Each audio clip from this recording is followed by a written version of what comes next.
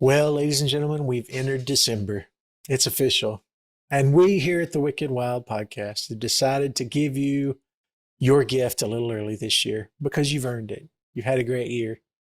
So we're going to share with you an important story of this time of year about a special little baby who came to the earth with a very unique gift, to bring his light into the world. And he and his parents had to go find shelter, and they came to the inn and there was no room for them. And then a great wise man came from the east, being led and guided by a voice from on high, so that he could get an axe buried in his chest. It's a special time of year, ladies and gentlemen, and we're going to talk about The Shining tonight. But before we do that, we're going to introduce our hosts this evening, and we're going to start with Jaime. How's it going, Jaime? Hi, it's going okay. Good.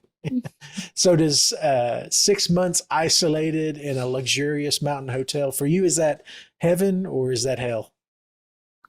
Look, heaven if it's luxurious, like a 2022 luxurious. I don't know about Not a 1980 luxurious. Yeah, I don't know about that.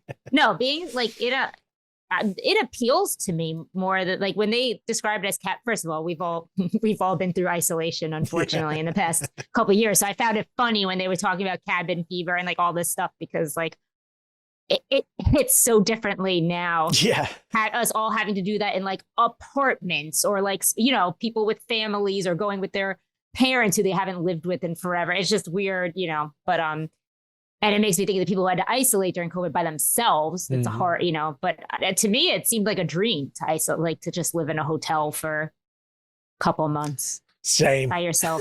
I'm the same way. I've always watched this movie almost in a pining way. I mean, other than the terrible mental issues that are going on in this movie. Otherwise, it's a pretty desirable, pretty sweet situation exactly. got going on. Got enough food for 3 years. Never eat the same meal twice. I'm for it. And then we've got John up in Detroit, Michigan. How's it going? Howdy. It's going. Getting good and chilly up there now? Oh, we've had a little bit of snow. So, I mean, you've broken the seal at this point? I do say little. Ew. I mean, it's to be expected. Nothing like this movie, but yes, we've got the snows. Got the dusting. So let me ask you a question and genuine curiosity here. If you happen to see Lloyd's mystical ghost bar appear in front of you, what's your first order? What's your opening drink at the bar when Lloyd tells you it's on the house? I got to go with the old fashioned. Oh yeah. It's like, I mean, he went for the Jack. Mm-hmm. He went simple. For Jack, but I'm just like, really? That's like, I mean, he just wants it in his veins and he wants to get tore up as fast as possible. Yeah, it's about the effect. It's not about the drink for him. But I guarantee you, and I think you're right, I think just from looking at Lloyd, that's a man who could make a dynamite old fashioned. If he doesn't, I mean, I'd be shocked. Exactly. Then you get to insult him because with that look, he's got the leathery skin of a man who's made an old fashioned or two. And then we've got Eli in Pittsburgh, Pennsylvania. Can I just say, I'm a little disappointed right now. Sure. Because when you were telling your story in the beginning, I thought you were talking about the story of the Mocane. No. And I got all excited. No, I said special baby boy. Yeah. I don't understand. Have you had the moles building the prophetic tapestries of your birth and legacy? I didn't ask them to. They just did. They were just inspired. And it was like, thank you. We put on the fridge. It was real nice. So that actually kind of leads me to the question I wanted to ask you tonight, which is if you and Mary were stuck in a blizzard, how long do you think it would take before she brains you with a bat? It depends. Are we stuck in my house? Because I'll just go to the basement and play video games and hide. Lock the door. I'll be good. That's what I do now. She has that look in her eye when I'm like, there's a blunt instrument around. I can feel it I can feel a disturbance in the force. I'm like, oh, I'm gonna go to the basement play video games. She's like, good. If we're in like a one room, there's no internet, no electricity. I don't have Lord of the Rings to read. I'm in trouble. You can't escape. My choice is going to be not wake up when I go to sleep or fight my way through the snow, trying to find civilization. Just trying to survive. I'm just curious. And look, I'm in the same boat. I don't think I'm going to survive very long with my spouse if we're closed in a tight space for any long period of time, especially if duress is involved. Yeah. So as I mentioned, we are talking about The Shining tonight. And as we do here on the show, we're going to do our on-the-fly synopsis. And the person I'm going to ask for an answer to decide who's going to have to give the synopsis without any preparation is Jaime. So Jaime, throughout the legacy of this movie on the screen, there have been a few different men who have played Jack Torrance. So who's your favorite? Is it Jack Nicholson? Is it Henry Thomas? Or is it Steven Weber? It's funny because I'm not going to like this answer. not your answer. I'm not going to like who I find out who I am. Oh, because I never liked this. Well, and we'll get into it when we talk about it. But for my childhood, I'm going to say it's Steven Weber. Steven Weber, very from my childhood, yeah, and I have reasonings. All right, what? Well, Eli, give is us that me? Some, yeah. Oh, I love Steven Weber. All right. Oh, you know what? I think this is the first time that I could just cry right now. You know what, Jaime? Tell you what. You made Heart his goal day. right there. Heart goal right there. Truesies. Truesies. All right. The Shining is the tale of a family of the husband having a checkered past with drinking and things, who was a teacher, having trouble finding a job, managed to come across an employment opportunity in a hotel during their off season, during the winter months. So he takes him and his wife and their son to the hotel so he can work and write a book. He starts seeing some creepy spirits and a creepy bartender, and shenanigans ensue. They sure do. Or descent into madness. That's more appropriate. But I just want to say shenanigans again. Oh, I think when that's a right. hashtag shenanigans. He's still branding that. Yeah, he's I'm still trying to brand hashtag shenanigans. I think that's a solid synopsis for this movie. So, John, I'm going to let you open up. What was your first experience with this movie? What led you to the Shining? And, what do you think of this movie overall? I couldn't even tell you my first experience. I've seen this movie not like a ton of times, but several times. I couldn't even tell you. I have a feeling my mom showed it to me when I was way too young, probably on a TV edit, would be my guess. And it was, I was kind of I think it was over my head when I was younger. As I've gotten older, I've grown to appreciate it. But it gets better as I get older. It did not have the impact when I was younger. It was literally like watching The Exorcist in my 20s, where I was just like, people are scared of this. Yeah. But now, as I've kind of had some little wear on the road a little bit, this one hits, especially what Jamie's point of us all being in isolation in the recent past. It didn't impact me nearly like some people, but it definitely puts it in perspective and kind of gets you in that mindset. But I still stand by my hot take I shared with you earlier this week. I think Dr. Sleep's the better movie. Okay. Oh my God, John, are you not going to agree on something again? It's like Eli, you might be shocked by this. I think you and I have similar opinions on more things than you realize. Exactly. Oh my God. This is a good night for Eli. Well, Eli, take it away. Tell us your experience with The Shining. Yeah, I'm the same as John. I've watched this movie more times than I count. Mary loves this movie, so she watches it a lot. I really appreciate a lot of the imagery and the and even when I was younger, there were scenes that still stuck with me. I probably watched it sooner than I should, and there's some really creepy stuff and imagery and scenes and stuff. As I got older and I started reading more Stephen King, I actually prefer the Steven Weber version to this. And and I think part of it too is Kubrick's conspiracy theory and all this this side plot of all this imagery and everything in there. I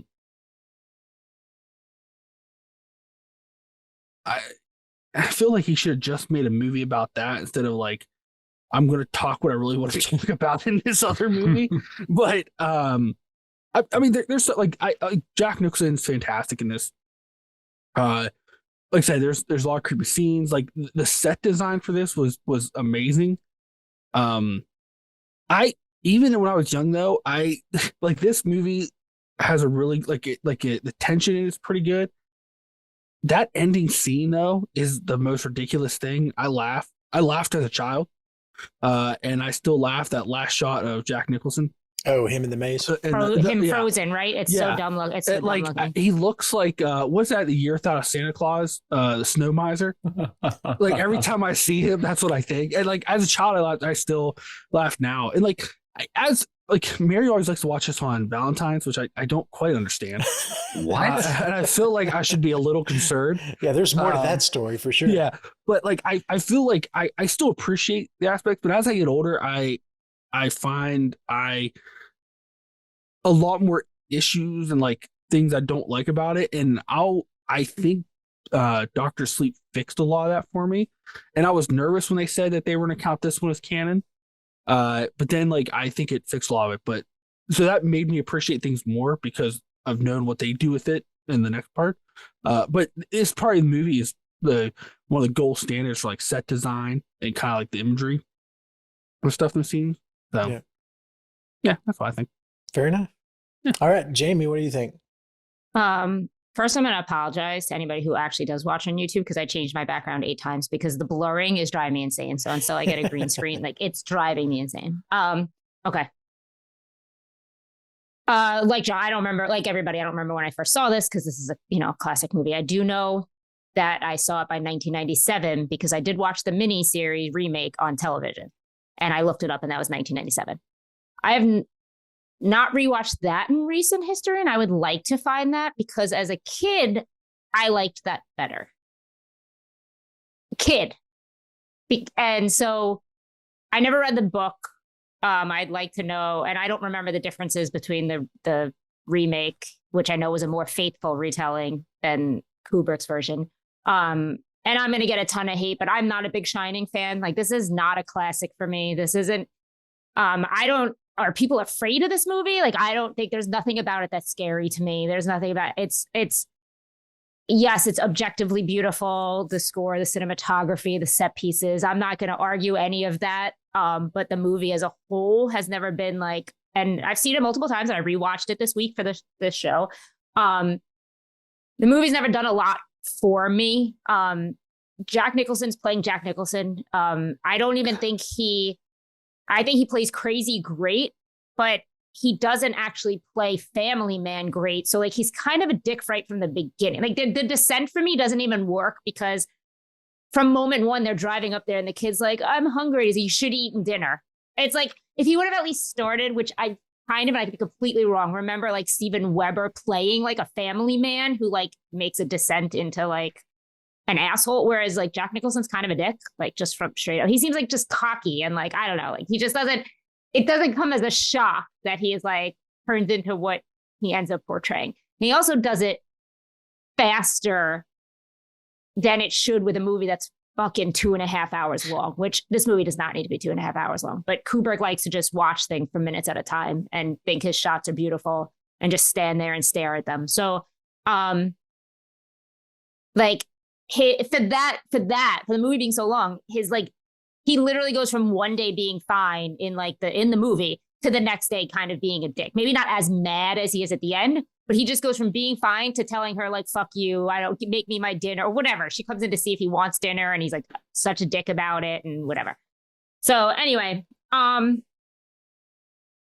it's a movie. I understand. I know that people love it to death. Again, it's just never been my thing. I will admit I don't want to say I'm not a Kubrick fan because I've only ever seen one other movie and it's A Clockwork Orange. Like I don't watch him. Judging by what he does, he's not for a second. So, I don't hate this movie at all. How could you? I can't hate it. Like, I don't hate it. It's not up there for me. It's not something I rewatch when it's on. I skip over it because I just find it barely. And I have a lot of questions about the plot because I think it's nonsensical and not in a way that like, not in a way that's smart or creative. I just think it's nonsensical. I think he just wanted to do certain things or create certain things and just put them in there for fuck's sake, if you will. But fair enough. We'll get into it and we'll talk about it here in a minute. So for me, this movie is directly tied to one of my very first theater memories as a kid. This came out in 1980. I was 7 years old. I went to the theater the weekend that this came out, not to see this movie, obviously, because I was friggin' 7 years old, the same age, I think, as the kid was, or around the same age. But I was there because this is the exact same weekend that Empire Strikes Back came out. So this movie and that movie came out at the same time. And for whatever reason, in my little theater that we went to, I remember clearly standing in line while my parents got tickets and staring at this huge yellow poster that said The Shining and had this screaming face in the middle of it. And that image kind of burned onto my brain. But I didn't see the movie till the early 90s in college. I actually went and saw this on a date night with a young lady I was seeing at the time at a local art house theater. They were doing it on the big screen. I said, oh, cool. I had always heard that the imagery and cinematography was the whole point of seeing this movie. So the opportunity to see it on the big screen was, I figured I needed to do that. Little side note for anybody out there, The Shining is not a great date movie. Especially if the person is not into horror movies at all. So I probably should have gone by myself to see it. But the movie impacted me. I mean, it blew me away, and to the point that several of you made, that first time I saw it on the big screen, I didn't know why it was impacting me. Like, it wasn't a movie, quote unquote. It wasn't structured like a movie. It didn't land like a horror movie. It had something else going on, but it had a great deal of impact on me. I became sort of obsessed with who the heck is Stanley Kubrick and what has he done. The only other movie I had seen of his before I saw this, the first Kubrick movie I saw was Full Metal Jacket. That's the first one that I'd seen. So I went through all of his library. Now, I didn't go back to his movies from the 50s, but movies like Lolita and Space Odyssey and all of those, I started to get into his movies and learn more about him as a director. And I will say this, and again, like we've done in the past, I am not here to argue any of your points. Every one of your points is absolutely valid. What I enjoy about Stanley Kubrick is that he's not a director who is interested or guided by trying to entertain an audience. In his case, I would even argue that for him, the audience is almost secondary to why he's doing what he's doing. He's not really interested in the audience or the critics or what they think of his movies. He's working through some stuff, and he's using this medium to tell stories that he needs to get out. He's like obsessed with these very deep critical things that each of his movies kind of walks through. When I watched it with my daughter for the first time last year, as I was giving her education in the genre, she said, "This is a boring movie. I don't understand why it's spooky or anything like that. I'm not scared of this. I don't get anything out of it." And I was first not at all surprised, but second, I wasn't concerned, because his movies are divisive, and we're going to talk about some of that. You either love them or you hate them. But I enjoy the symbology, and that should not surprise anybody on this podcast or anybody who's listened to us for a while with discussions we've had about other movies, is that the symbolism is right in my lane. I love first and foremost trying to unpackage that stuff, but I really enjoy Kubrick for the fact of, I go into every single one of his movies knowing I'm not smart enough to pick up everything he's laying down. He's working on another level, but what I can do is try and appreciate the level of craft he's putting into telling and using this medium in a way far beyond what I think a lot of other people are doing with it. I love all the subliminal work, and I think The Shining was the first time he was really tinkering with genuine subliminal messages, like MK Ultra level subliminal messaging within the film medium.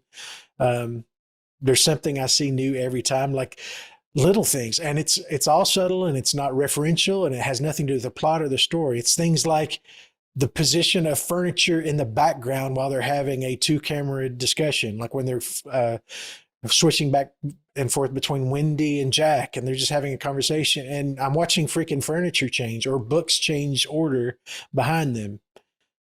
I don't know why that's happening, but what I do know and what I appreciate about that is why, or at least that's leading to why I am uneasy by this movie. It's because my brain is picking up all this information that doesn't have a point, and it's just adding to the anxiety. And maybe that's part of the reason he's doing it. He's doing these subtle things in the background that my brain is picking up that my conscious isn't, but it's all putting me on edge, that things aren't right or things aren't where they're supposed to be.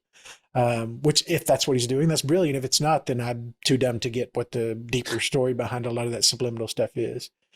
It's not a movie I can have on in the background. If I'm going to watch The Shining, that's what I'm going to do that night. I'm not going to be doing anything else. It's sort of a commitment. So to that point, it's not one that I watch very often, but I get into a specific mindset, and I really, really enjoy this movie. So that's my overall thoughts on it. It is a movie that's special to me, and I get that I am one of one in my opinion on why it is. Because even other people that like the movie, they like it for totally different reasons. So any questions? Anybody want to jump off on any of the points that you have written down? Oh God. I don't have a question, Dave. I mean, I just have a list of things that don't make sense. So you guys are going to explain it to me, but Sean's going to go first. Well, thank you. I was just going to say, just picking up what you were saying, Dave, because I did attempt at a background watch today while I was busy working on some rather mundane work. And probably for the first time ever, because I've sat down and, like your daughter, at times where I'm like, I'm going to watch The Shining. And I'm just like, oh, I'm so bored. Oh God, why am I doing this to myself? Today was weird. Oftentimes I'd sit there, I kind of look off to the side doing work, and I'm listening to the conversation. And then my head would turn, and I couldn't take my eyes away. And it was over the most, it kept grabbing and pulling me back, which was very strange. It hadn't done that before, but there is something going on the screen with this movie that had a grip on me today. So I don't know what it is. There's clearly something about it, because there's too many people talked about this and analyzed this movie for a million times. But Stanley Kubrick, for me, I mean, yeah, he's made movies. Most of his movies don't care for. Full Metal Jacket, saw it once, I'll never watch it again. Right. It's an important movie. It's not an easy movie. No, but it's worth watching once, worth experiencing. This movie, like, I mean, it happens probably maybe once every other year, maybe once a year, just depends. It pops on, whatever. Like, I own it. It's like I enjoy it that much, but I don't notice the background stuff you notice necessarily. But to your point, I don't know if you're supposed to notice, and it's just happening. Again, they talk about how intentional he is. And I know Eli, our king of conspiracy here, is probably going to jump down that road. I've always found that stuff interesting. I've yet to watch the documentary, but it's intriguing, and it's a weird movie, and it grabs you. And also, to Jamie's earlier point, Jack Nicholson literally is Jack Nicholson, but he is infinitely unsettling. Yeah. Just the looks, and this is his tour de force performance, in my opinion. He's unsettling at least. But Jamie, talk about your points. Have Eli explain stuff for us? Yeah, because I mean, this is again, I always love to come at it just like, if I'm just watching this movie for pure entertainment purposes, which I am, because and this has to be a background movie for me, because I just don't have 2.5 hours to carve out in my life. That's just not for Terrifier 2 or Shawshank Redemption for the billionth time. So, because I will sit and watch that over and over again. But no, but like, there's a lot of things in this movie, and I'm even going to include the last shot. We all know what I'm talking about. Like, not the Frozen thing, which I like agree with you. Like, it looks so fucking stupid. Like, I literally thought that today because I had to finish it through today. I literally spent 2 days watching this split up. But that shot, I almost wrote it down, because it was like, it just it kind of looks like it could be in like Spirit Halloween, or maybe a better Halloween store, but like that bust is just sitting there, like that's what he looked like. That's what it looks like. But But you're right, though, because it's weird because the whole movie up to that point looks really good and like And then there's beautiful. And then there's just this like, it's almost like they took glue and let it dry on them. They're like, I don't know, fucking paint them blue. Let's just get this done. And like, you know, and it's like, it's almost like you're on this like 90-mile-an-hour truck and then you hit a cow and you just stop. And you're like, okay, all right. But like, here's my list. Well, this is only some of them, but like for explanation purposes, when I'm watching this movie, what is the point of so many, like what, do you want to start with the most obvious? What the fuck's the point of the bear scene? Like, what's the point of the bear? Who is the woman in 237? Because she's not the family, right? Because she's drowned. Like, unless he, like, you know, like who is the woman in 237? Why does, what's her face? Shelley Long, right? That's her name. Yeah. Duvall. Duvall. Sorry, wrong person. Shelley Duvall. Why does she see skeletons at one point sitting in the, like, she's not, you know, it's just like, I was never told a bunch of people died in this place. I don't know. I'm trying to connect things that I've been told in this movie. I get it. I don't need to be explained to everything, but I'm trying to connect things I have been told. I've been told a family's been murdered here. The twins are probably the only thing that makes sense with that story. And then, like, you know, I don't think these things are cohesive. Why is the kid psychic when it doesn't play any part really to the who the fuck is Tony that he's talking to the whole time? And why is the chef psychic when he literally serves no purpose in this movie whatsoever? They're technically not psychic. Well, whatever they are, I don't know. They have the Shining. Yeah, what is it? It's a psychic ability. They can talk to each other without. They're like reading. Yes minds. and no. So let me put it this way, right? Here's the issue, right? You have this kind of complex story from King in its own right? Did anybody here read it? Yes. Yes. Oh, okay. Thank you. Nope. I just because you could tell. Yeah, because I didn't, and I so just you kind of have this complex story, right? That you also later find out is largely connected to King's Dark Tower series, which connects all of his stories. So like there's all that layer there, right? And then you have on top of it Kubrick going, well, fuck it. I'm going to use what I want from it. And but really, I'm making this movie for whatever the shit I want to. And to go to your point, Dave, like I like a lot of Kubrick's films. My problem with this one is he took a weird medium, basically a haunted hotel story, and then he took his shit to the 9th degree, to the point where at times with this movie, because I'm like you, like I'm always, especially because like when I was in college, yes, I dabbled a little conspiracy theories now and then. And like, Surprise! But only back then, right? Yeah. Oh yeah, only back then. Definitely not now. And like, I had friends. We like dug into this because there's like all this stuff. The MK Ultra, the moon landing, Yeah, like the all moon this landing. shit. It's such a. And at times watching this movie, it just feels too crowded. Where like his other movies aren't like that. And like his other movies, like he always does this where it's like he just takes a story, does what the hell he wants. But I like them, and like there's almost like a symmetry to what he's doing. In this one, it just felt like he was just like manically just like, we gotta do this and this and this. And so then you put that on top of it. And if you actually break down like the story of this movie, there are a lot of parts that don't make sense or don't jive well. Because like you have like 11 different things going on. And then just these random peppering things that he does that still no one knows what the hell it is or why he did it. Like usually those things come back in storytelling or play a part. And like, you know, the chef, and I'm so sorry because I don't remember his character name or the actor, but like, okay. Like he seems so important in the beginning. And even when he's like flying out there, but like he really ultimately serves nothing. He's not a catalyst to anything. Is he? Like he's nothing.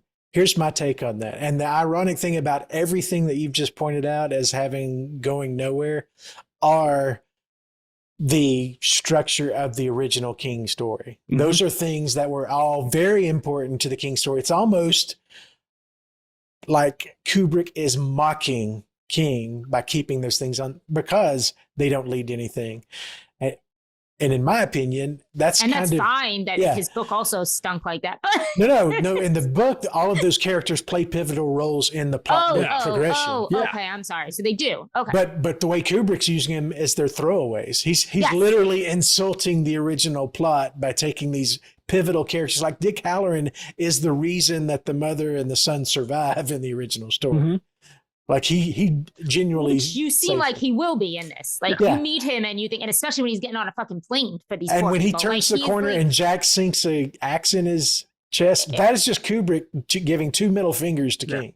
Oh, because all right. There's some people that argue. Some people argue that Kubrick, especially this one, wanted to put more of his stuff in it, and he just started shortening the actual story and cutting shit out to do what he actually wanted to tell.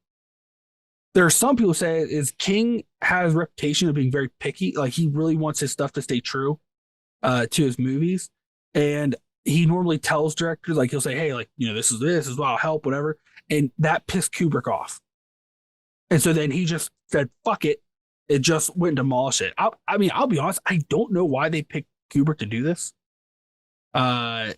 Because he had like Clockwork Orange or whatever, but like, this is like not really up his alley with what he typically does. And I don't know if that's also why he just fucking went to the 9th degree, but he did. He just cut out a lot of shit and like a lot of like they said King storylines. He just shout on it and he's like, but here's more imagery. Is it MK Ultra or the moon? I mean, sorry, Dave. No. I was just going to say, and we've all talked about it. The thing I enjoy and that frustrates people a lot is I always have a sense in every frame of a Kubrick movie that I'm getting 3 times the data that I can process.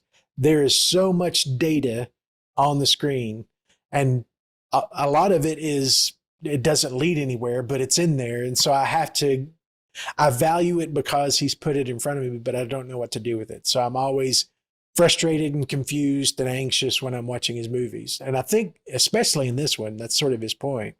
But the other thing I'll say to the Kubrick King's relationship, which is a legend at this point, how much they went back and forth, but I would have to imagine that he had come off of Clockwork Orange and he had come off of Space Odyssey. I mean, he had just done Dr. Strangelove. And so he was the guy. He was the epic auteur level filmmaker. And when he went to King and said, I have an interest in The Shining, King probably wet himself to have somebody like that come in and want to take one of his stories. And like, this was his big payday. He was about to hit it big time by having this filmmaker come and do one of his stories. Unfortunately, what that meant is what you sign on the dotted line, I'll do whatever the hell I want with your story. Mm-hmm. And there's actually a famous thing about that, Jamie, you'll get a kick out of, because in the original novel, the beetle that they drive is a red beetle. And then Kubrick makes it a yellow beetle in the movie on purpose. And then when Dick Halloran's going, I don't know if you saw this, you probably didn't. When Dick Halloran's going up there in the middle of the snowstorm and you saw the big logger truck that had knocked the car over, that was a red beetle. It just got wrecked. Oh my God. A lot of spite in this movie. Yeah. But why the disrespect? Like, I don't, whatever. I mean, I guess I know nothing about Kubrick. Yeah. Historically for being a petty, top tier level 1 asshole. Yeah. I mean, it's just like. Which is what most auteurs are, if you're honest. Yeah. I mean, he destroyed poor Shelley Duvall while filming this. Oh, yeah. She was messed up for years for the way he treated her. Like, the dude was kind of a clown. Great movie maker. Not a great human. Yeah. No. And the problem is too, and I know I'm gonna I'm in the minority on this, but like I don't like her or the kid in this. Like I don't like either of them. Like, and his stupid Tony voice drives me up a wall, and her facial expressions drive me up a wall, and I'm just like. She has a very particular look. It's just like I don't know, some of you know what's weird to your point, and like this is one of the things where like, and like that's the thing I think sometimes I get frustrated with the Kubrick one is that he's doing all this stuff and he's doing whatever he wants and like he normally does whatever, but like there was a frightening part in this because like it was different than like the book and like Steven Weber, like his version, but like you knew from the beginning that Jack Torrance was a powder keg, and like he had this mousy wife and this weirdo kid. You know, you find out like he, you know, abused them, whatever. Yeah. And even in the book, he's an ogre. Like he totally right. And like he's a powder keg. And like those are the effects of him being a powder keg. And it's weird because now there's no escaping him. They're stuck with him. And at any moment that powder keg could go off, which in its right is frightening. And then you're in this hotel where now there's not even places in the hotel you can run. So like I appreciate Nicholson doing it that way. And like that could have been a really good story if I also wasn't being trying a subliminal message about MK Ultra and the moon landing, and like also fuck you Stephen King, and like all this other stuff going on.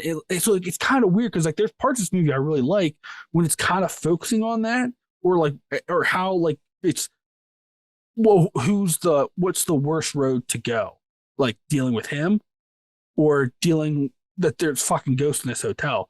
But like it's everything else around it's so crowded that it's just kind of it just becomes like kind of messy wading through parts of this movie. I think is the best way I can put it. Is it ever, I have two totally different points, so hopefully I don't forget the second one, but is it ever explained to us that this is a overall haunted hotel? That like, because like, or is it just that other groundskeeper who killed his family of presumably only four people, 2 girls, a wife. They do reference the Indian burial ground in the movie, but in the book there are, I mean, it's had several big murders, but in here they're only referenced to as these images, like the guy with the axe cut through his face. Yeah, there's a story behind him, but I assume the woman in 237 has a story. Yeah. And that's what I want in this movie, because otherwise she's just a woman. Mm-hmm. Like I gather that there's obviously, I don't want to state that with, I don't know what he was thinking, but I gather that there's obviously other ghosts here, but I've never been told that like, I was just told that there was the one guy.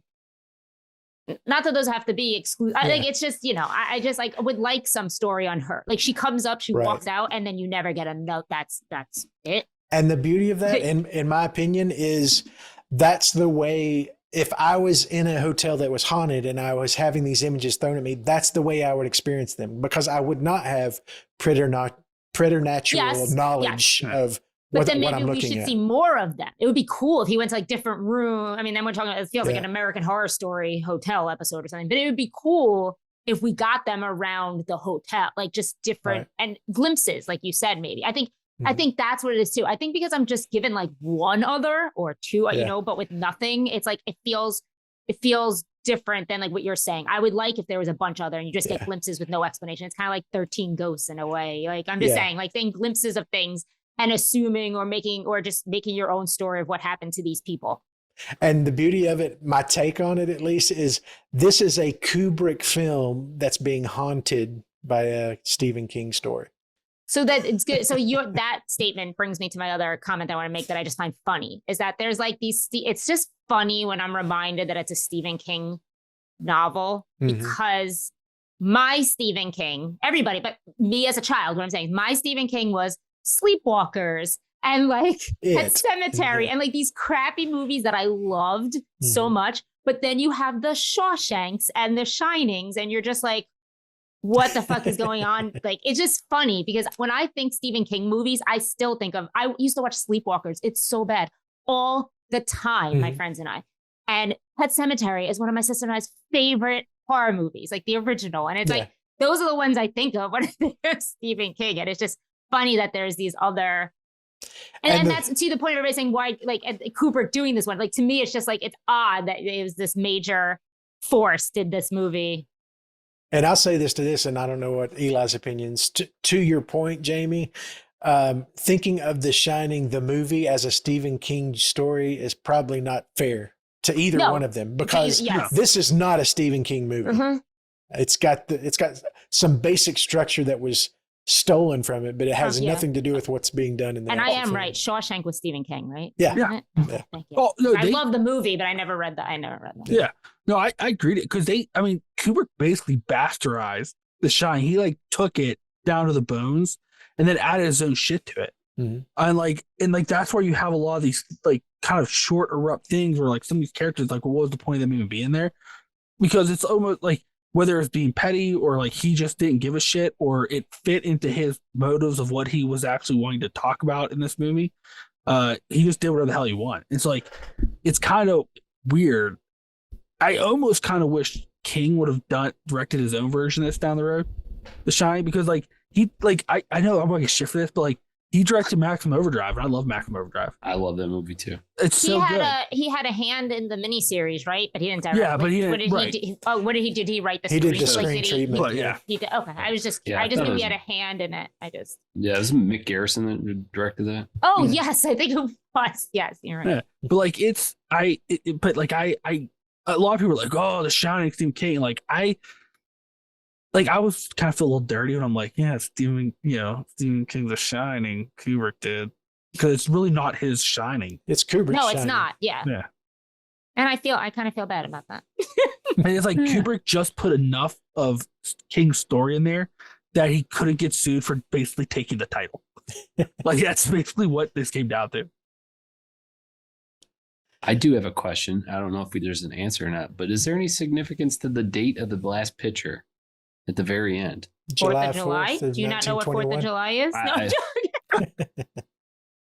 Wow, Would you like someone to Jamie. explain with somebody? Would you like someone to give you a history lesson? Well, you live in Detroit, Canada, John. Wow. Yes, I'm familiar with Independence Day, the American holiday that we celebrate every year and every summer of probably to the end of times, at least our times. But anyways, no, that specific year, that date, because I know the hotel was built in 1907, 1921. What I was like, does this date have any sort of significance to that location, the story? Like, is this like, I'm like, what are they getting at? Clearly, Jack's in that photo. He shouldn't have been there, but he is. Is this like where all the ghosts get trapped and memorialized in this photo forever and nobody realizes it? I'm like, what's going on there? Symbologize me. That's a big bag there, my guy. That's a big bag. It is. I had to yeah. go reading about it because it's never made any sense, really. No, I mean, and also you could take that, like there's listen, oh man, conspiracy lies about to come out. I There's thought he Go answered to that one TikTok. question though. I thought Kubrick explained that one. He did, but he was also notorious for only explaining part of the story because it was up to you to figure it out. If he was telling you the full truth, part of the truth, or if he was lying to you. That's not his job. Technically, this movie's not even for you to watch. He made it. It was for him to make it. You're just fucking watching it because that's how he used to keep making them. Like, so it like all depends because like then you can go like the King route. Like, well, once the hotel has you, it owns you. You become part of the hotel, and that's technically all the soul the hotel has. Got it. But then you can go down this whole side plot, right? July 4th. What is that? Patriots Day.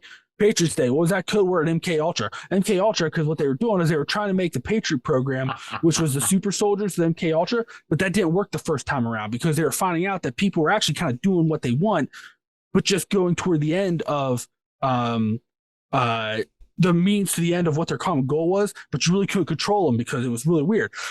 But then you got this whole thing where when they ended MK Ultra, they were trying to get rid of all these agents, everybody involved. When they do that, July 4th weekend. Because if you look at the history of MK Ultra, there's this whole side plot where on July 4th, they were out killing a bunch of these people. Do you want me to go on? Eli, Yes, take a keep breath. going. Then don't forget about the moon landing because Moon landing. there one was is- those, they did a bunch of announcements about that July 4th because America was going to space and my Bigfoot Mothman fell off my computer. I'm getting all worked up. So like we can talk about this 100 different ways from Sunday. And But then there's didn't- Kubrick's answer.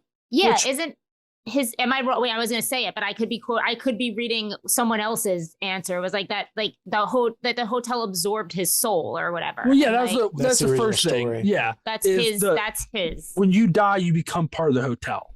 Do you have to die in the? Well, you have to die in the hotel, Right. obviously. But so all these people have died. So that's what I'm saying. So Mhm. I got nothing fun from all these other people. But a lot of people says he just said that to mock Stephen King's story. Oh, Because Jesus Christ! none of it led up to that to make fucking sense. But he's like, oh, yeah, tell him there's all. They took it. Fucking So King. can someone tell me Stephen King's story briefly, like the overall structure or backstory or I mean, it's a haunted hotel, I assume. So they go to take care of it, and similar stuff, I assume. Yeah, the bones are the same. I would say the big where they diverge the most is in the Jack Torrance story of his sort of devolution while he's there, because he starts a lot more stable, and the house itself has a lot more influence on him becoming what he becomes. Whereas in Kubrick's, he's dealing with the broken man even before he gets there. Yeah. But in the book, and Eli, you can correct me if I'm wrong, but in the book, he is a lot more stable. He was an alcoholic. He had abused his son, but he was desperately trying to put his life back together. He had these bones of somebody, but then the house or the shining, whatever the spirit is, really started manipulating him. And the two big things in the book that aren't in the movie at all are the boiler and the mantle clock, which are these two metaphysical things that are like the heart and soul of the hotel. Which I remember the boiler in the remake. I vaguely remember it, but I know I remember it at like the end. I think I'm gonna rewatch that at some point. Why not? I actually put it on. Watched it last year. Oh, did you? It holds up to me. I still really enjoy it. Steven Weber played a much closer, and you may disagree, Dave, but like to me, he played a much closer version of book Jack Torrance. Yeah, I hated him licking his lips, but it is accurate. But it's much closer. And that's why I go back to like, it's weird because like this was messy, and I feel like Dr. Sleep kind of fixed a lot of these like broken storylines Kubrick left and cleans out some of the clutter. If you mean by fixed, commercialized the story to work in a more structurally Hollywood way, then I agree. I don't even know I if I only would saw say. it once, and I don't I even found know it if, as dull as The Shining. So I don't even know if I'd say commercialized, because I don't think they took it the route some people wanted them to take. I really think they were trying to kind of make sense out of Kubrick's madness, because it didn't follow Dr. Sleep. Like, you know, it diverged to fit Kubrick's Shining, which is fucking Kubrick's legacy coming back because he's still doing what the fuck he wants. He's dead.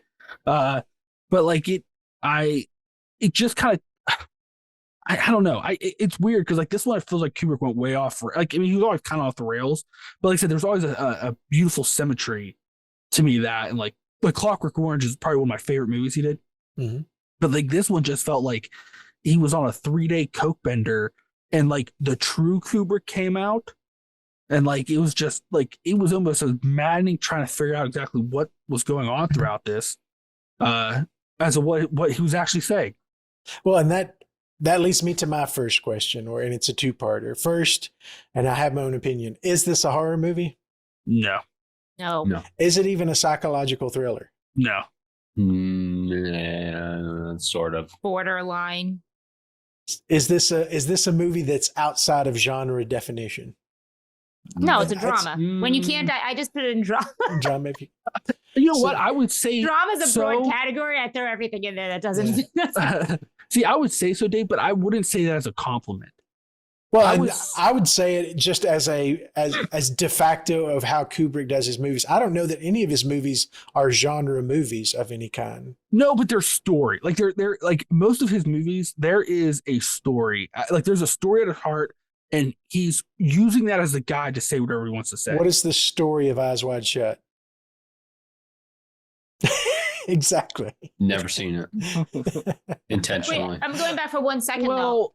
Before Eli teaches us about Eyes Wide Shut. I'm not gonna talk about it. I did not. That's one of the ones I've never seen it though. But wait, and I'm one to quickly throw things out of like horror. But if at the heart this is a tale about a haunted hotel, then it is horror. It may be dull horror, and it may not have, but it's like it's a ghost story.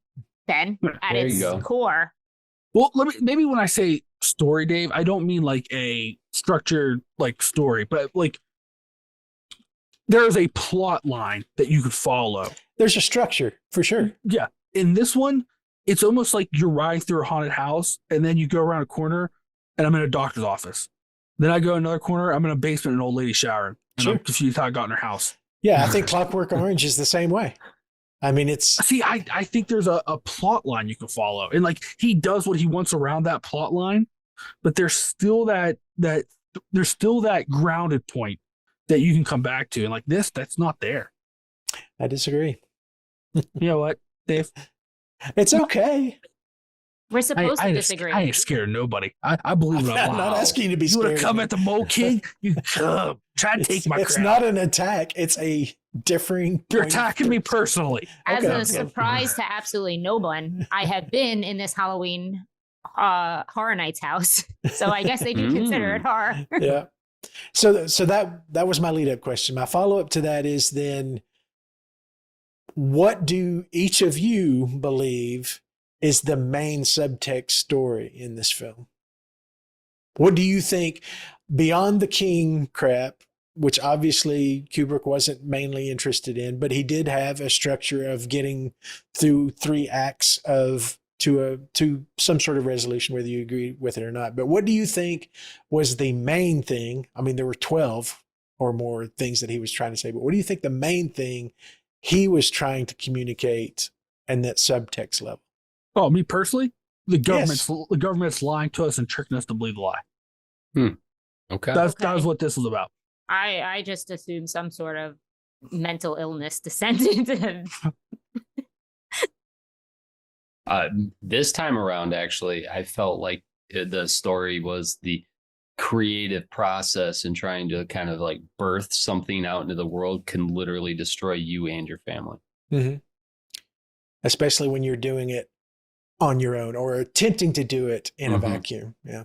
You know what's funny? He was there to do that, whatever. This is such a throwaway thing, but it like bothered me enough that like they were there and that was going to be his thing. And like the day he tells her he's going to start writing or whatever, like he's like, I'm going to start, whatever. The card right before it said 1 month later. What has he been? He's been fucking around, dicking around for a month. Yeah. Like, what is he doing? See, to me, it's our constructs aren't real, and that the government builds constructs around us, but they're not real. It's all fabricated, and they just tell us what we want to hear, and they send us these subliminal messages, and none of it's real. But we are so trying to make sense of it that we will hold on tight, like with his wife. Like I'm working on a story. I'm working on a story. You're never doing it. Whereas like the government's like, we're telling you the truth. Of course we've been to the moon. No, we're not. We're not making super mind controlled soldiers. No, we're not doing this. No, it's fine. You're like, well, I mean, okay. I guess they wouldn't lie to me. I'll check in again in a month and hope it's okay. Well, for me, and I'm in a similar boat to what John, as I've watched it more and more, I think the thing that stands out to me, and the reason I think this one is so disjointed, is because I think at this point in his career, Kubrick's biggest frustration was being an auteur, having this creative impulse, being in this medium of filmmaking, and desperately being underwhelmed by the product of what you're trying to do, like constantly being frustrated that you're not able to reach what you're actually trying to do. And I honestly see Kubrick as Jack and his story is Wendy.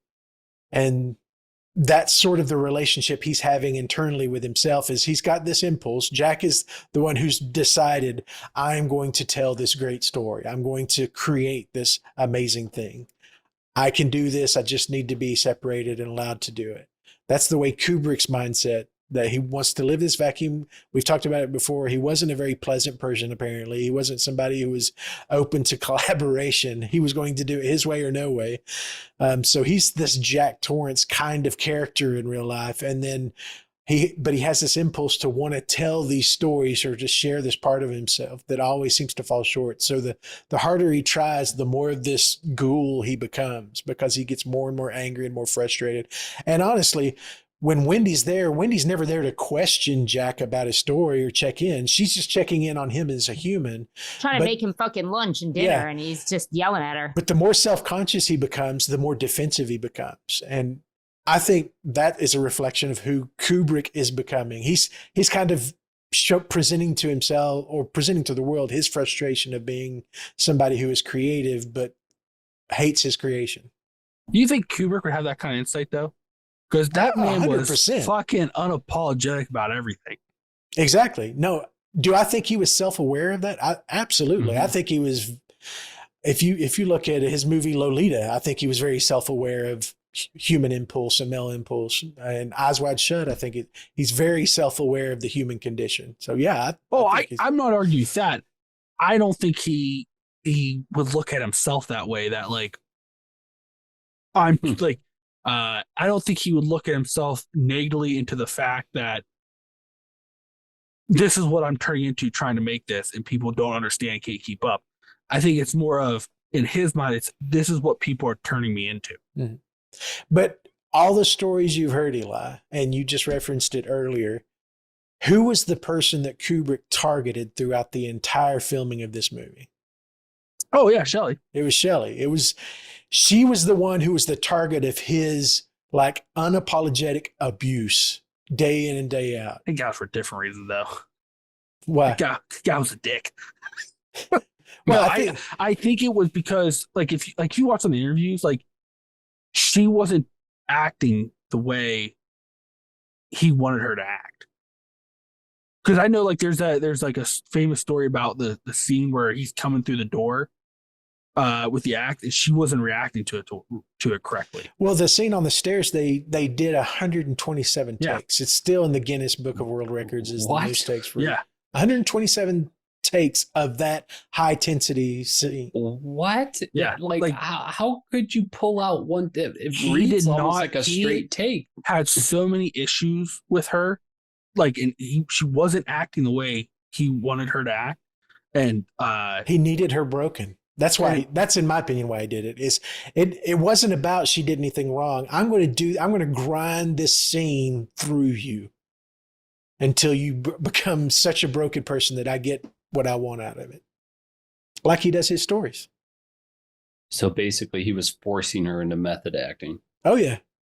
I don't know if it's method. I think he was just really trying to. He Break just her. didn't like her, was trying to break her. That's messed up. Mm-hmm. He was a douche. Yeah, he's a dick. Real big dick. Yeah, I'm not defending him as a human being. Oh, I'm no, I'm of just course saying what my perspective on what I think the main subtext is, and the substance abuse, the family dynamic, the parental abuse. Those are 100% in there. But if I'm looking at the creator and the creation, that's the story that I think kind of bubbled to the top for me. What's interesting that you talk about that scene taking 127 takes, watching that now, and now especially understanding it, especially watching it today, because that was one of the scenes that literally I couldn't look away. Like all the different faces Jack was making and literally watching him go crazy in subtle ways. It's like, how could you pick out the one shot that you wanted from 127 of each of those cuts? And remember, that's on celluloid. You have to go through every frame of that. That is just obnoxious. Mm-hmm. I mean, I don't want to see the bill from Kodak for processing that, but that's crazy. But I do think it oddly, it shouldn't, but it makes me appreciate that scene even more now. Oddly, not because of what happened to Shelley Duvall, because that's absolutely gross and terrible and abusive, but it's a very gripping scene that does end with a almost comical, like Pratt fall down the stairs. Mm-hmm. Yeah. But yeah, the performances on both sides are haunting. I mean, that stair scene is what gets referenced second only to the bathroom door scene. But I think he was intentionally abusing human beings in order to get across what he felt like he needed to get across. Not okay. Again, not defending it, but I think it was a deliberate decision he was making as a filmmaker. I want to hear the story of the guy or intern or whoever had to typewrite all the pages Shelley Duvall flips through, because I never really paid that close attention until like today. But that's like art. Yeah. That is like typewriter art. And it's insane. It's 500 pages, and Stanley Kubrick typed every single one of them himself. Of course he did. What the? like I said, and like with stuff like that, that's why I go with the whole, and I think like this is kind of, I mean, by God, how old was he when he did this? Oh, let's see, he would have been 50-ish. Yeah, like I was gonna say early 60s, late 50s. Like in my mind, this is when he kind of, this is his descent in his own madness. And like that's why like I go with this is all construct. None of this is real. Like the life isn't real. And that like he's doing all this stuff because like I'm making up all this stuff. Like he was involved in a lot of like the set design and changing things and doing this, and I think it was all just showing like, see how not real any of this is. Mm-hmm. And like that's why I always tend to go with that. Maybe not the government, just the government, I should say, but like none of this is real. Everything's a construct. We're all living in a lie, but we all are desperately trying to hang on to that lie. Well, the classic conspiracy theory is that Kubrick himself is the one who filmed the Mars or the moon landing. Right. And in this movie, and I don't know, have any of you all watched Room 237, the big documentary? I always mean to, but it's worth a watch. If it's ever free, I wouldn't rent it or anything. Now, I'm not interested enough to. Yeah, I understand. And half of it is garbage in my opinion, but there's a half of it that's really compelling. And one of is the Apollo 11 stuff, because obviously the timing is right. And there are so many things that are referenced in Room 237 that I hadn't picked up on, like the fact that Danny's literally wearing the Apollo 11 rocket on his sweater when this whole thing goes down with him going into Room 237, coming out having been choked, like the loss of innocence from going in and doing this thing, literally wearing the rocket on his sweater. It's a little on the nose. I mean, there's also a rumor that Kubrick filmed a lot of the flash scenes that they would show to MK Ultra people. Yeah. There's a rumor that he was involved in that. Or that some say that he was a part of it. Some say that he was involved in the test. Like but what's weird, if nothing else, he was obsessed with subliminal messaging. Oh, like he played 100%. with it. 100%. And like what's weird is like even NASA came out was like, we doctored some of the footage because of radiation. Like you can't film. So like we had to doctor some of it. And like, so it's like weird. Like they come, because like if you're going to like cover up something, like that's not the way to cover up, I wouldn't think. But he ran with that until like he hinted at that till they died. Yep. Not with words, but like. Well, and that's the thing. I think it's interesting that he rides that razor's edge of communicating things without communicating things. He never outright explains or describes what his intentions are. And some of me really digs that. Some of the rest of the world really pisses him off. Be careful, Dave, because that's a sign of an MK Ultra agent. Or maybe I'm on the bandwagon. You never know. Me and George Bunnyman Washington. No, you son of a bitch. We're gonna get some stuff done. How dare you? Any other big thoughts on The Shining? No? I just thought, you know what? If anybody like watches, like I didn't really like it, watch Dr. Sleep. I think that'll help. And Dave disagrees. Well, what is Dave? Jamie disagrees too. Well, truces. Yeah, I'm still the only free agent. Now I guess John's free agent now too, aren't you? I'm what? Free agent. Oh yeah. My alliances have all been destroyed by the Mole Kingdom apparently. but this is a one large, awkward, dysfunctional family here, exactly. So. That's why we love each other. That's right. But see, I'm also aligned with Eli on Dr. Sleep apparently, and Texas Chainsaw Massacre, and listen, I'm gonna butcher his name, but I don't care. Ewan McGregor, maybe in my mind, one of his best performances. Love it. Oh, I don't disagree. And again, I think the movie Dr. Sleep is a fantastic movie. I think it's it makes Stephen King happy, and I'm fine with Stephen King being happy. It being a generational upgrade from The Shining. No, I don't agree with that. I don't know if I would say it's an upgrade. I think it just, those petty storylines, Kubrick just went like basically shot on the floor and go, here you go, King. Or like, and like I'm a story guy. Like I like the story, like which kind of hurts the story in my sense. Like that, it's kind of like okay, well here we're gonna finish it. Like we're gonna try to make some semblance of sense to it. Yeah. Yeah. It may not be an ending you like. It may be an open ending, whatever. But here's it's we're finishing the story because Kubrick went. There are 3 bears and look at that clock, and like where they're like they finished the story. Yeah. Yeah. I want. This makes me want to read the book now. What, And I know Doctor it's- Sleep? No, Doctor Sleep and The Shining. They're Like so read really the good. books. Yeah, they're really good. And they are very different. I mean, you have nothing spoiled for you going into the Shining novel from watching this movie. And as far as the last thing I'll say, and I thought about what was the nicest way to say this, because obviously, film is a medium, just like novels are a medium, just like art. Painting is a medium.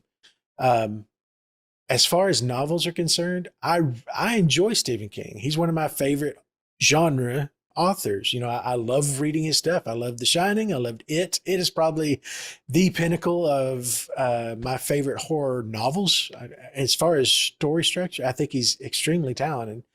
But when I read Stephen King, I know what I see is what I get. I mean, it's all very front and center. The storyline plods along exactly how I expect it to. If I read Anna Karenina from Leo Tolstoy, or if I read even Lewis Carroll, there is other things going on in those stories that I can observe and know that this story is not just about a little girl who falls down a rabbit hole or a woman in Russia trying to survive. There are these much deeper subject matters that a artisan at that level.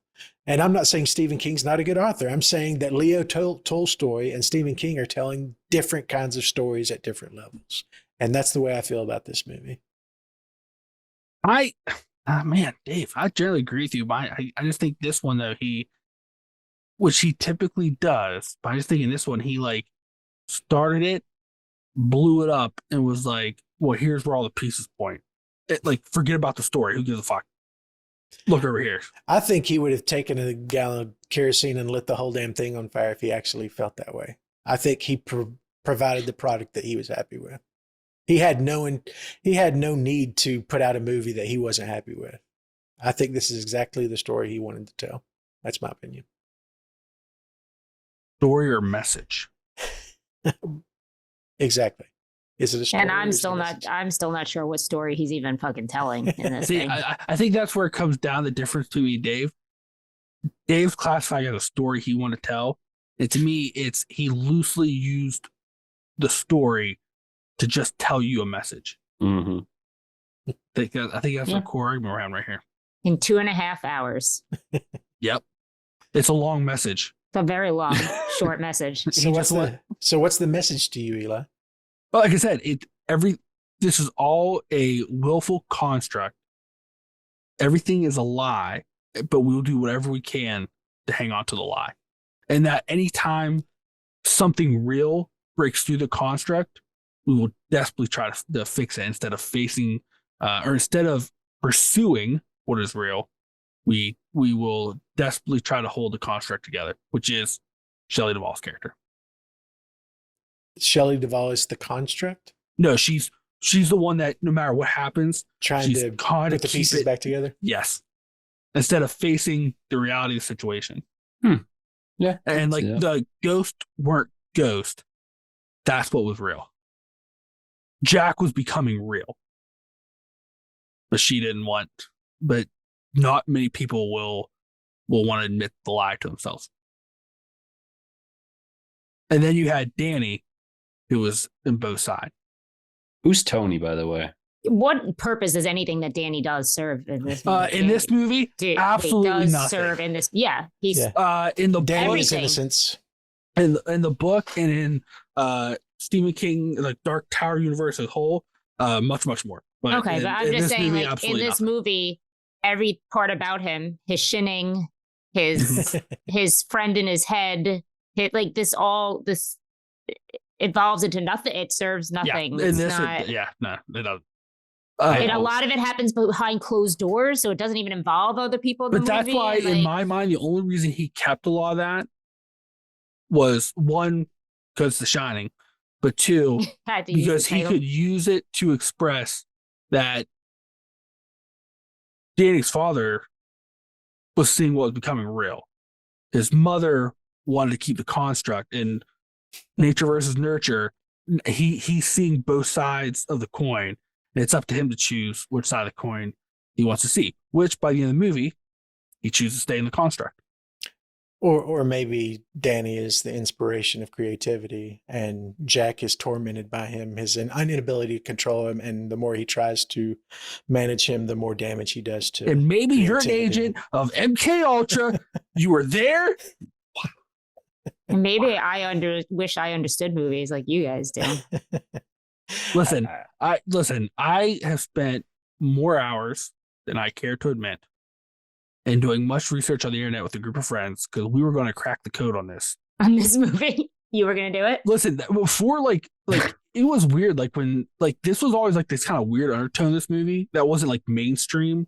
I would say all the conspiracies till probably last, I don't know, what do you think, last like 10 years is when like this aspect of it became like more mainstream about like the conspiracies all in The Shining. Well, that's when the latest generation got a hold of it. and Yeah, started talking but about like that was kind of like this like underground thing, and people like watching this and rewatching scenes and trying to figure this out. And like we would like when we were bored, we were really nerdy, but we were bored. Like we would go through and like try to figure stuff out. What's he talking here? And research this and look at this. And yeah, like I said, that was back in my day when I was a little bit more conspiracy bound. You're much better now, right? Well, you're not as restrained by a conspiracy. No, You just make just- stuff up now. No, the new conspiracies aren't good. Like, I'll be honest, like I'm kind of boring. disappointed in the current generation of conspiracy theorists because like birds aren't real. Like, what? Are you high? That guy's The that guy's Earth is awesome. flat. Yeah, like, okay, shut up. Like, what are you talking about? Like, you know what I mean? Like I don't know what happened. Like, when I got into conspiracy, you know, it was the true blue, like conspiracies that made sense. And like now I feel like conspiracies are just like people saying random shit and they're like, oh yeah. When really, is that just the old conspiracies creating a new narrative so you're not looking at them to look at this new stuff that don't make sense? I don't know. I don't know. Eli, I just have to ask, you do know the guy that says birds aren't real, that conspiracy, like it's all just a big joke, right? Oh, I know that. Okay. No one else that fucking believes it does though. Well, that's the joke. That's the meme, yeah. I get it. I get it. But it's frustrating because they're embarrassing us old school conspiracy theorists, okay, that paved the way for them. They're embarrassing. Oh, because he's mocking your people? He's mocking my people. It's embarrassing. Okay. Any other thoughts on The Shining? We didn't even talk about the shinning. Not once. Shining. Didn't. One of the best Treehouse of Horror Simpsons ever put out. No was- TV, no beer, make Homer something. Yeah. Well, it Don't wasn't mind if really I do. important to this movie anyway, so we really didn't have to. It's a better, to me, that's better interpretation. Well, as we've referenced several times, there is a ton of trivia around this movie. This movie has gone to live on and have its own life outside of just the production stories and everything that went on. So I'm not going to go deep down the trivia. There are 3 of my favorites that I always like to tell. I mean, obviously the number of takes is one that I reference a lot just because it boggles the mind that a crew of 50 people stood around for 127 frickin' takes of that scene. I'd be ready to grab an axe and murder somebody. I would quit, I think, at that point. But there are 3 that I think are really funny. My favorite, or the top is, and this was from a producer in the little documentary, the 30-minute documentary that Stanley Kubrick's daughter did on set, like she was filming while they were filming. One of the production guys there was talking about how excited Stephen King was that he was getting to partner with Stanley Kubrick for this. And he did this really great screenplay treatment and handed it off to Kubrick, and Kubrick took it home and threw it away, never having cracked it open. Just never even looked at it. Never read the story. Everything that you see about Stephen King's original story genuinely is probably all Kubrick actually knew about it. These are like third-hand references that it never had anything to do with Stephen King. But it is funny that King was so excited that he handed off this really great treatment, which became the one that came out in 97. That was the same treatment that was used Oh, in the okay. 97 one. Second is the scene where Jack rages at Wendy for disturbing him while he was riding, when he goes on that tirade. That actually comes from a story that Jack Nicholson was telling Stanley Kubrick about him having a fight with his real wife, his real life wife, because at the time he was an actor during the day, but he was also writing for other movies at night, Jack was. And that literal conversation was almost word for word an argument that Jack Nicholson had with his real-time wife. So, and to the point we had made earlier, it kind of speaks to, in 2022, all of that language and all of those relationships seem extremely broken and abusive. But at that time, that was a real thing. Just the misogyny within the relationship and how hopeless, maybe a wife would feel locked into a marriage with somebody who has rage issues. That's real for that time. But it is interesting that now when I watch that conversation and that performance by Jack, it hits a little different knowing that that's an actual conversation that he had and threats that he had made at some point in his life. And then the third one that I had is Kubrick originally offered the role of Dick Halloran, who was Scatman Crothers. He originally offered that role to Slim Pickens, which would have been a train wreck. Slim Pickens was one of the main dudes in Dr. Strangelove. And Slim Pickens, who had read the story, said, that's not a great idea, Stanley. Because Dick Halloran was an African-American guy in this original story, and that plays heavily into his character in the original story. But in the original story. Yeah. Because I saw nothing play into exactly. Play in this one. And okay. The funny thing is, because of what I had said in the first piece of trivia, I don't even know if Kubrick knew he was African-American.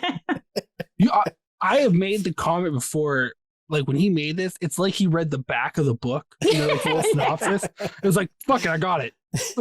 Let's go. We'll do it live. We'll do it live. Yeah, because how things are just touched upon, but not like, you're right. It's like someone gave him the cliff notes and he was like, okay. That's why it's weird. Like he had no interest in making The Shining. And like, it's kind of weird because like he's done that with other movies where like, he's like, oh, I can tell what I actually want to tell through their story. And like, it's kind of weird that he came to this one and he's like, yeah, I'm going to do it this one. And like, this is like, it doesn't jive. Just doesn't work well. This is his Of Mice and Men with a story. Like he squeezes that poor kitten too tight. Oh, jeez. Yeah. Or was it a bunny? Yeah. I think it was a bunny. But yeah, I agree with that. It's like, he's like, I don't want the head or the body or the tail. I just want the legs. And I'm going to find the most painful, destructive way to do that. All right. Oh, I'm sorry. Jamie, I'm sorry. Let me rephrase that. It's like he someone's like, hey, can you do something with this pickup truck? He's like, I only want the catalytic converter, so I'm going to destroy and tear apart and beat the shit out of this vehicle. Just get that one part. Thank you. You're welcome. Well, that leads us to our official rating system, our Trailblaze rating system, where we take some hacker trash phraseology and put it into our own reviews of our movies. And this week, I'm going to let Eli, the conspiracy guru, jump off of here with his opinion, his rating on The Shining. You know what's... You know, if I had to put, I was thinking about this all day because I wasn't really sure where to go. I don't enjoy the story of this, but I do like the scenery and what I'm seeing. So I'd say, once again, I think I'm going to have to combine a blue and yellow trail, but it's not truly green. It's just kind of like, I like the scenery.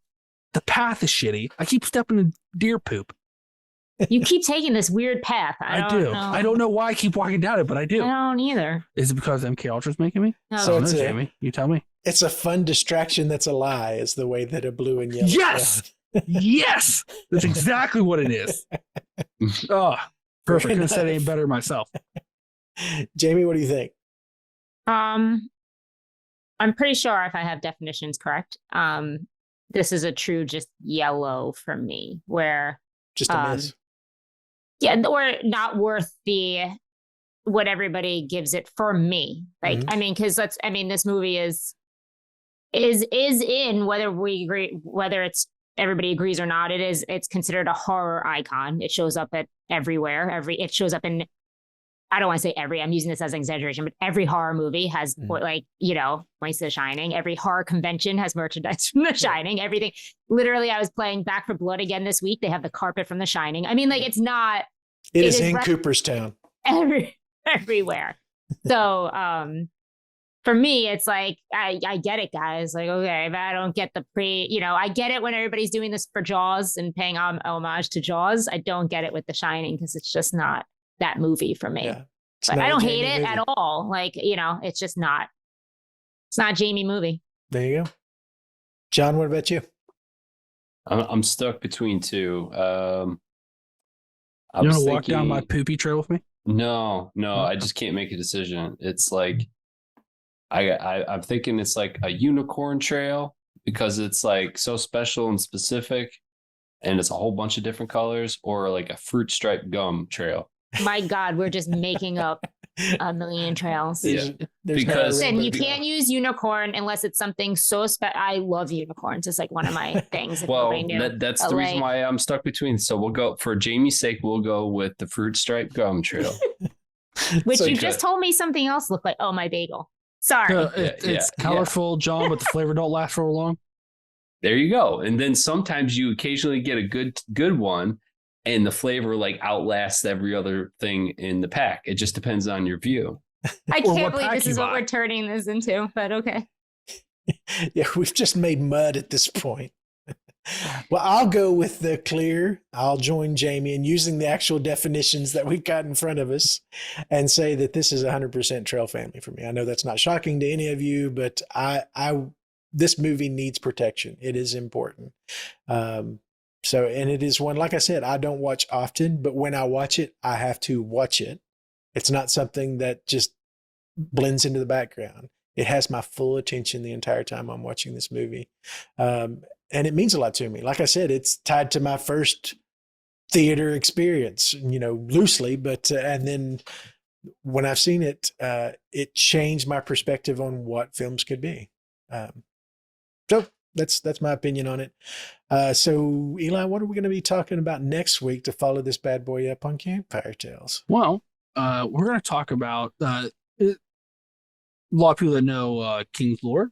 This book was based on his stay at the Stanley Hotel. So we're going to talk about the actual ghost stories of the Stanley Hotel, which is considered one of the most haunted hotels in the U.S. Very cool. So we're going to have an interesting conversation about that. Have any of the rest of you been there? I've been there. No, I would like to. It is. Sounds like it's time for a little vacation, guys. Time for a trip. It'd be fantastic to have. Can you imagine us Wicked just Wild like in Estes Park? Yeah, hanging out. It'd be fantastic. In a hotel. And the cool thing is, obviously, and I'm assuming you knew this, but the exteriors in the film is a hotel I think it's off Mount Hood. It's somewhere in Washington State. All the interiors are the ones that are Stanley Hotel. So it's weird to see a hotel that looks nothing like The Shining and then walk through the front doors into The Shining. And have it be, yeah. It's very creepy. Yeah, that is weird. Why? Because what's on the outside and then the real, it's all constructs. What? Eli, you're blowing my mind. I know. That's what I do here. I'm a mind blower. Yeah, that's instead of Chris Angel, mind freak, Eli Mulking, mind blower. That's exactly what I was thinking too. Yeah. Speaking of, nobody ever touched on my bear scene. Yeah, it was in the book. It's gotta read That's the explanation. It's in the book. Gotta read the book. There's more of a backstory to it. Okay. In the book, yeah. I literally think the only reason it's for shock in this movie. It's a phantom in the image. Book, no. In the movie. 100%. Because I bet you someone's like, he's like, here it is. They're like, well, Kubrick, this doesn't have a lot of shiny. Like, there's not that scene with the bear. What scene with the bear? And they told me, goes, well, shit, put that in there. Oh, we're gonna do the story? No, I just want that scene. Want that bear? Okay, Mr. Kubrick. So there you go. There's all the information we have about it. And honestly, I mean, there are things that we haven't even hit on, like the fact that the magazine that Jack Torrance is reading in the lobby while he's waiting for Ullman is a Playgirl that's about incest. Mm-hmm. Sure. That's not an it's not an accident, but what the heck does that mean? I could tell you, but I'm sure. I mean, I'm listening. I can tell you. Well, it depends. It's about Sonny Bean, right? Well, no, it's not about Sonny Bean. Depends what The school Donner thought you are. Party. We had a Donner Party reference. Yeah. We sure Yes, did. we had a whole conversation about it. Yeah. But it depends what school of conspiracy you are, John. Are you in a conspiracy that we're technically all related? Okay. Because MK Ultra, some people believe the reason MK Ultra worked is that they picked specific people that were related, and if they got those people under the program and had them mate, they would have produce a baby that was already integrated into the program, and they wouldn't have to go through the steps to retrain them. I'm tired. Wow. I'll be honest, Eli, I don't know how you keep all this stuff in your head, dude. Yeah. Listen, it's like a steel trap. You never know when you might need this information. Sure. So on that, we do ask that you subscribe and rate the show. Share your opinion on what we've shared tonight. Rate the show on your favorite podcast platform. Give us a few comments on there as well. You can learn more about the show or see any of our merch. I'm wearing one of our Bigfoot head hoodies, my new favorite hoodie tonight. But you've got all of our merch on our website which is thewickedwild.com. Which we also have articles and stuff that are being written by Eli and also being written by our buddy Joe Ferry and myself about reviews of books and movies and road trips. And Joe Ferry's project, which is Regional Cinema Road Trip, which is all about independent, small budget regional cinema and the areas that it's been made in. Very cool articles that he's writing there. As far as social media is concerned, you've got two options. You can follow us on Twitter at Wicked Wild We Are. Until it implodes. Implodes. And by the time this comes out, we might not be on Twitter. Yeah. And I will make this promise, and I think my hosts are in lockstep with me on this. After our experience with Meta, if Twitter goes butts up, then we're done with social media. I mean, you can. We're not going to do Mastodon. No, we're not doing TikTok, and we're not doing what? That's Eli. That is Eli's platform. That's the official social media of the Mole King. Eli doesn't. He doesn't contribute TikTok. Okay. I go down the rabbit hole of TikTok because I'm trying to find out what the real truth is out there. But other than Twitter, we're also on YouTube. You can follow us there and comment on our videos. We put out the videos of our reviews and our campfire tales each week on YouTube. Just search the Wicked Wild podcast. Anything else? Anybody else got going? Anything fun going on for the holidays that you want to shout out? Oh, I've got a lot of work. That's it. Why? Well, I mean, I'm learning the real truth.